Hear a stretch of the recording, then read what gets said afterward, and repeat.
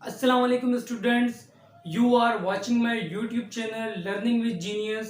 आई am Owais Ahmed. तो इससे previous topic के अंदर हमने वेव फ्रंट को डिस्कस किया था।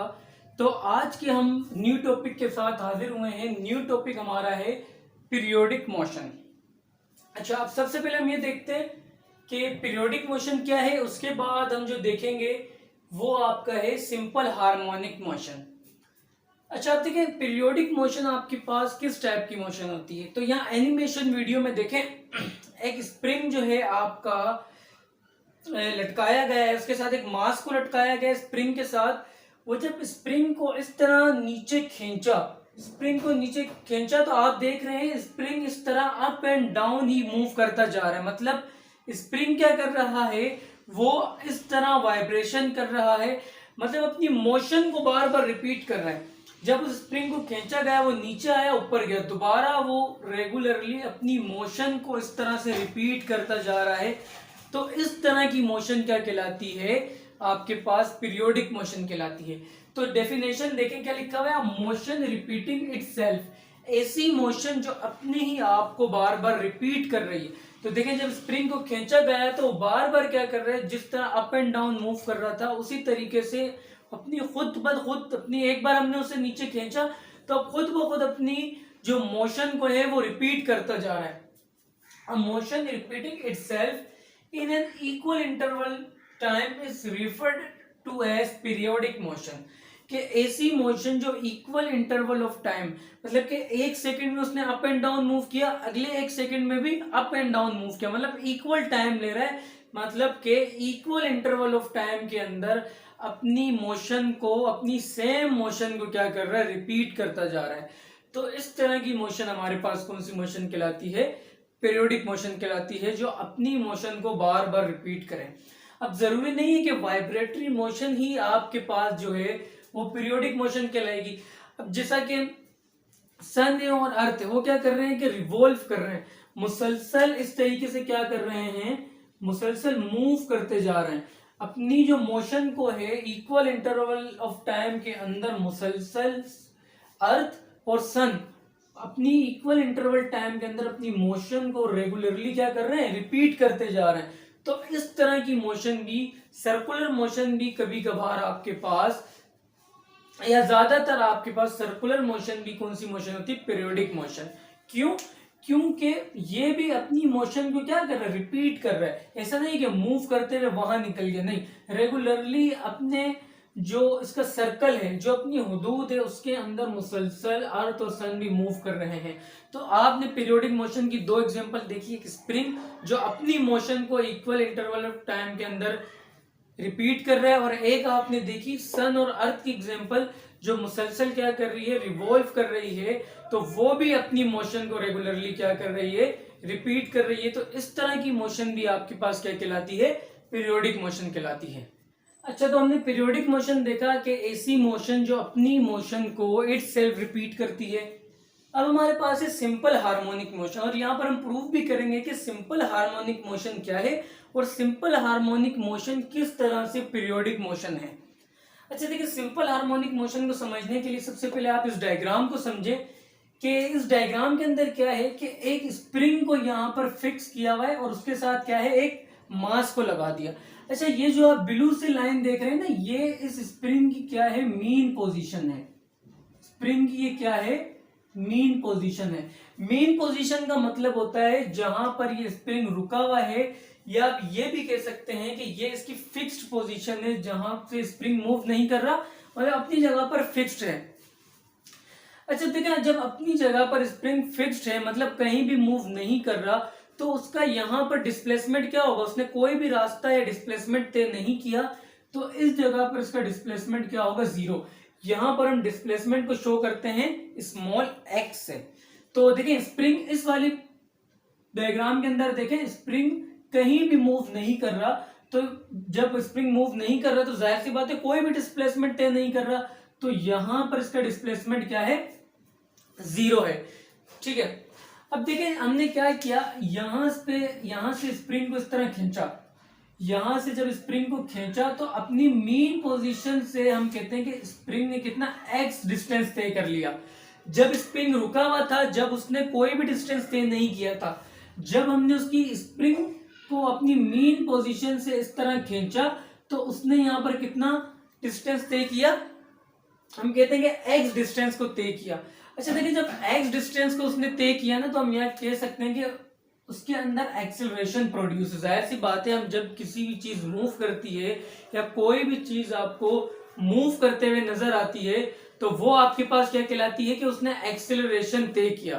तो बिल्कुल इसी तरीके से यहाँ पर भी देखें कि जब मेन पोजीशन से यहाँ खींचा तो उसने एक्स डिस्प्लेसमेंट को तय किया और यहाँ पर एक्सेलरेशन भी उसने क्या किया, एक्सेलरेशन भी उसका प्रोड्यूस हुआ। अच्छा, तो पहली वाली शेप के अंदर देखें, जो बॉडी थी ना वो मीन पोजीशन पे थी, अपनी जगह से कहीं भी मूव नहीं कर रही थी, तो उसका आपके पास डिस्प्लेसमेंट क्या हुआ, जीरो हुआ। जब हम यहाँ से स्प्रिंग को स्क्रैच किया, स्प्रिंग को खींचा, तो हम कहते हैं कि यहाँ पे उसने मीन पोजीशन से लेकर एक्स डिस्टेंस को क्या किया, तय किया। अब देखिए, जब आप यहाँ से स्प्रिंग को पकड़ के रखा हुआ है, अब आप छोड़ेंगे तो स्प्रिंग क्या करेगा, एक्सेलरेट होते हुए इस तरफ मूव करेगा। एक्सेलरेट होते हुए जब इस तरफ आया अपनी मीन पोजीशन पे, अब यहाँ नहीं रुकेगा। क्यों? क्योंकि उसके अंदर अब रीस्टोरिंग फोर्स है, तो वो यहाँ बिल्कुल भी नहीं रुकेगा। यहाँ रुकने के बजाय स्प्रिंग क्या करेगा, बिल्कुल अंदर ही और मूव करना क्या कर देगा, स्टार्ट कर देगा। तो जब स्प्रिंग और अंदर मूव करते हुए आया, तो अब देखें इस मीन पोजीशन से लेकर इसके यहाँ जो इसका मास है, जहां इसने अंदर की तरफ मूव किया, तो यहां तक का भी डिस्टेंस क्या कहलाएगा, एक्स कहलाएगा। हम कहते हैं कि इसने यहां पर भी कितना डिस्टेंस तय किया, एक्स तय किया। अब देखिए, जब यहां पर स्प्रिंग दोबारा से आया रीस्टोर होके, अब दोबारा स्प्रिंग क्या करेगा, वो चाहेगा कि दोबारा से वो आगे की तरफ मूव करे।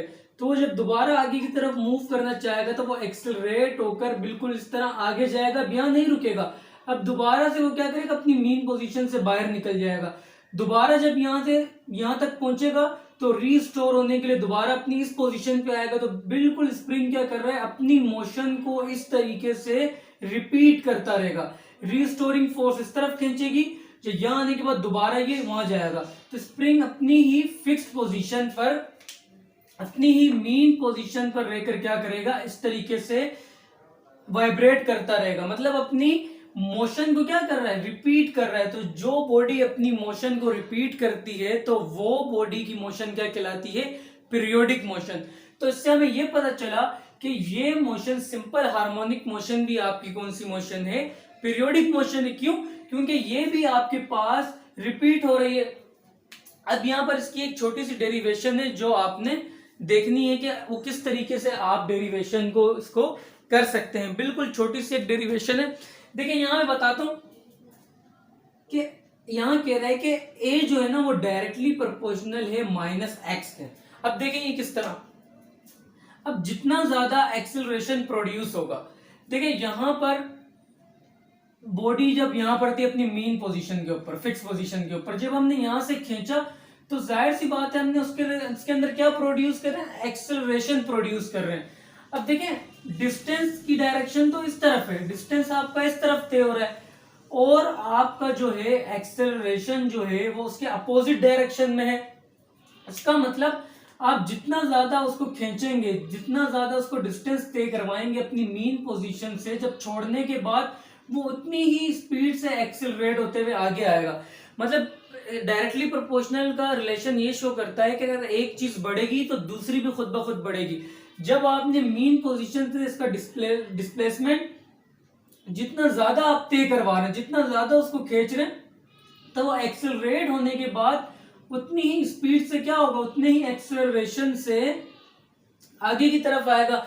मतलब जितना ज्यादा उसको आप एक्सेलरेट कर रहे हैं तो उतना ही ज्यादा वो क्या करेगा, डिस्टेंस को तय करेगा। आप यूं भी कह सकते हैं कि जितना ज्यादा आप उसको डिस्टेंस तय करवा रहे हैं उतना ही ज्यादा वो एक्सेलरेट होगा। अब देखिए माइनस का साइन क्यों शो है, माइनस का साइन यहाँ पे क्यों लगाया गया, क्योंकि ये वेक्टर क्वांटिटी, आपको डिस्प्लेसमेंट क्या है, एक वेक्टर क्वांटिटी है। तो देखिए एक्सेलरेशन की डायरेक्शन इस तरह है और इसकी डायरेक्शन उसके अपोजिट है। जब भी डायरेक्शन आपके पास अपोजिट होती है तो हम माइनस के साइन से इसको शो करते हैं वेक्टर क्वांटिटी के अंदर। तो यहां पर देखें, ये मैं डायरेक्टली का रिलेशन हटाऊंगा तो यहां पर हमारे पास एक कांस्टेंट लिखेंगे के हमारे पास एक कांस्टेंट यूज होता है जो हमारे पास स्प्रिंग कांस्टेंट कहलाता है। यहां मैं लिख देता हूं कि के K is spring constant, K is spring constant। देखिए ये डेरिवेशन आप दोबारा से समझ लें कि जितना ज्यादा आपने डिस्टेंस उसको तय करवाया उतनी ही एक्सेलरेशन के साथ जब आप छोड़ेंगे तो वो मूव करेगा। जितना ज्यादा डिस्टेंस आप तय करवा रहे हैं उतनी ज्यादा एक्सेलरेशन। तो दोनों का रिलेशन क्या हुआ, डायरेक्टली हुआ। माइनस का साइन इस वजह से आया क्योंकि अपोजिट डायरेक्शन है, एक्सेलरेशन आपका इस तरह मूव कर रहा है और डिस्टेंस आपका उस तरफ तय हो रहा है। तो अपोजिट डायरेक्शन की वजह से वेक्टर क्वांटिटी को हम क्या करते हैं, नेगेटिव के अंदर शो करते हैं। तो हमारे पास बहुत सी ऐसी एग्जांपल है जो सिंपल हार्मोनिक मोशन कहलाती है। फॉर एग्जांपल आपके पास इलेक्ट्रोमैग्नेटिक वेव्स हैं। जो इलेक्ट्रोमैग्नेटिक वेव्स हैं उसके पार्टिकल भी हमने देखा था, ट्रांसफर वेव्स है वो, उसके पार्टिकल भी क्या करते हैं, अप एंड डाउन मूव कर रहे होते हैं, मतलब रेगुलरली मोशन को रिपीट भी कर रहे हैं और वाइब्रेट हो रहे हैं अपनी ही जगह पर। तो वो मोशन भी आपके पास क्या कहलाती है, इलेक्ट्रोमैग्नेटिक मोशन भी आपके पास SHM, इसको हम स्मॉल से मतलब कि स्मॉल फॉर्म में, शॉर्ट फॉर्म में लिखते हैं, capital SHM, simple harmonic motion. और आपके पास एक म्यूजिकल इंस्ट्रूमेंट है, उसकी जो गिटार की रिंग होती है, अगर रिंग को भी आप इस तरह खींचेंगे ना, रिंग को आप खींचते तो वो भी अपनी जगह पे इस तरह क्या करेगा, वाइब्रेट करता रहेगा। तो इस तरह की मोशन जो अपनी फिक्स पोजीशन के मीन पोजीशन पे ही क्या करे, टू एंड फ्रो मोशन करे, अपनी मोशन को रिपीट करती रहे, ऑसिलेशन, वाइब्रेशन करती रहे, तो इस तरह की मोशन क्या कहलाती है, सिंपल हार्मोनिक। अब इसकी डेफिनेशन के ऊपर आती है, क्या लिखा हुआ है कि when an object about a mean position या फिर फिक्स पोजीशन, के ऑब्जेक्ट अपना क्या है, वो मीन पोजीशन पर है, its acceleration is directly proportional to its displacement, कि उसका एक्सेलरेशन, उसकी जो डिस्प्लेसमेंट है उसके डायरेक्टली प्रोपोर्शनल है। अभी मैंने आपको बताया कि जितना ज्यादा आप डिस्टेंस या डिस्प्लेसमेंट तय करवाएंगे उतना ही एक्सेलरेशन यहाँ पे क्या होगा, प्रोड्यूस होगा। तो आगे भी देखिए, फ्रॉम द मीन पोजीशन, क्योंकि मीन पोजीशन से ही हम देख रहे थे। और आगे क्या लिखा हुआ है, is always directed toward the mean position. अच्छा देखिए, इसकी जो डायरेक्शन होगी ना ये स्प्रिंग की, वो हमेशा अपनी मीन पोजीशन की तरफ ही जाने के लिए कोशिश करेगा। जब हमने यहाँ पर इसको खींचा तो देखिए यहाँ आते हुए वो अपनी मीन पोजीशन की तरफ ही आने की कोशिश कर रहा था, लेकिन उसके अंदर रीस्टोरिंग फोर्स इतनी ज्यादा थी कि वो यहाँ रुकने के बजाय दोबारा इस तरफ आ गया। जब यहाँ पर बिल्कुल इस तरह करीब हो गया तो अब देखिए वो दोबारा क्या चाह रहा है कि दोबारा से अपनी मीन पोजीशन की तरफ जाए, लेकिन मीन पोजीशन की तरफ नहीं जाएगा क्योंकि उसके अंदर फोर्स ही इतनी थी कि वो मीन पोजीशन पे रुकने की बजाय वो बिल्कुल अपनी मीन पोजीशन से क्या आगे निकल गया। जब इस तरफ स्प्रिंग की डायरेक्शन है तो वो मीन पोजीशन की तरफ आने की कोशिश कर रहा है, जब इस तरफ भी है तो वो टुवर्ड्स मीन पोजीशन की तरफ ही जाने की कोशिश कर रहा है। तो ये हमारे पास था आज का टॉपिक, जिसके अंदर हमने देखा पीरियोडिक मोशन और सिंपल हार्मोनिक मोशन। तो उम्मीद है कि ये लेक्चर आपको अच्छे तरीके से क्लियर हो गया होगा। अगर आप चैनल पर न्यू हैं तो चैनल को लाजमी सब्सक्राइब कर लें, वीडियो को भी लाइक कर लें, बेल आइकन भी ऑन कर लें ताकि आने वाली तमाम वीडियोस का नोटिफिकेशन आपको मिलता रहे। इसी तरीके से मैं मैथ्स के लेक्चर भी अपलोड कर रहा हूं, अगर आपने अभी तक वो नहीं देखे तो चैनल पर जाकर आप मैथ्स के लेक्चर को भी देख लें। एक्सरसाइज के तमाम एक्सरसाइज के वहां पे आपको सवाल करवाए जाएंगे। तो मिलते हैं नेक्स्ट लेक्चर के अंदर। खुदा हाफिज।